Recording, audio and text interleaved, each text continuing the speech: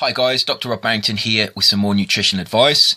I'd like to talk today in this video about post-workout nutrition, and I'd like to throw out the concept that it is actually possible to lose weight by eating more food.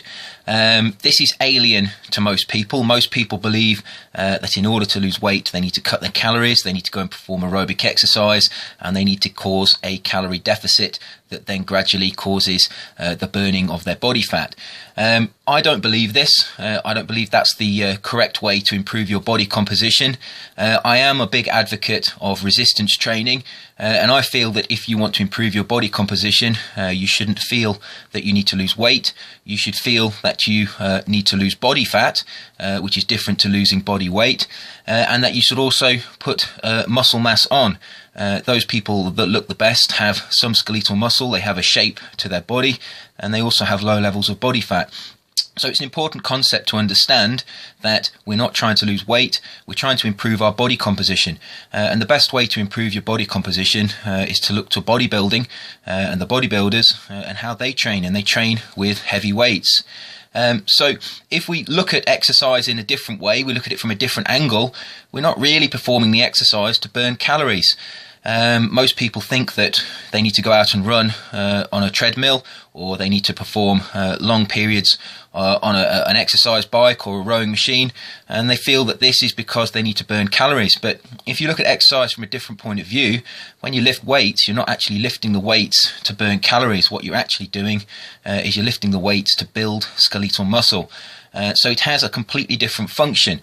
Now, why do we want to build skeletal muscle? Why is that important to improve body composition? Well, skeletal muscle is the main determinant of your resting metabolic rate. The more skeletal muscle you have, the higher your resting metabolic rate, and your resting metabolic rate determines how many calories, how much energy you require throughout the day. So the more muscle mass you have, the more calories you can eat, and also the higher your thermogenic effect from food. In other words, if you eat food, you will burn a lot of that food as energy in order to be able to support your skeletal muscle, because skeletal muscle is very expensive to maintain. It requires there's a turnover of skeletal muscle. It's continually being broken down, and you require a lot of energy to do that, and the byproduct of that turnover of muscle is the production of a lot of heat. So building skeletal muscle causes you to improve your body composition, but you need to understand that when you're performing the exercise, you're not there to burn calories, you're there to build skeletal muscle. And this brings us to the post-workout meal. If we go on the theory that we're performing exercise to burn calories, and we want to try and cause a calorie deficit, we might try and not eat after we've exercised, and that would cause a deficit in calories. In fact, most people after they've exercised aren't hungry anyway.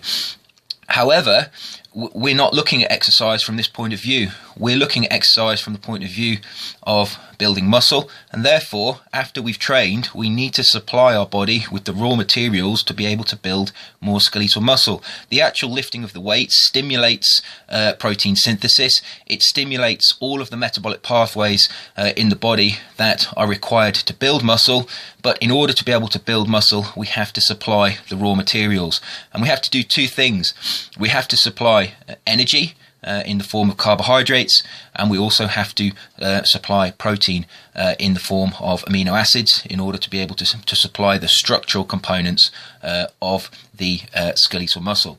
And this is why post-workout meals are very important.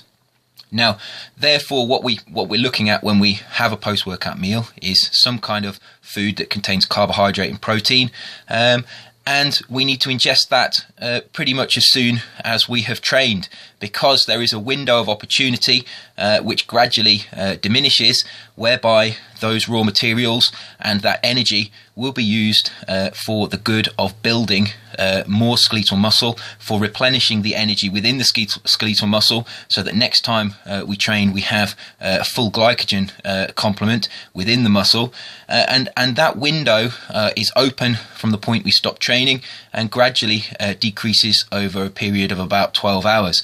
But really within about 2 hours of training you have this window of opportunity to supply yourself with the energy and the structural raw materials you need to build more muscle. Now, this is a mistake most people make.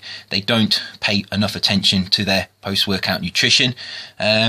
Along with breakfast, your post-workout meal is possibly the most important meal of the day for similar reasons, because there is also a window of opportunity in the morning when you wake up. You've been without food for a number of hours, 8 hours or so.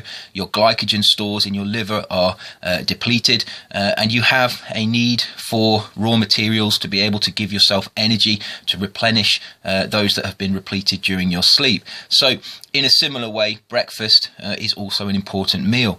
If you can try to understand that exercise is a process of building muscle, from my point of view, in terms of improving your body composition, that will help you understand why you need to maintain a good, solid and consistent post-workout dietary plan.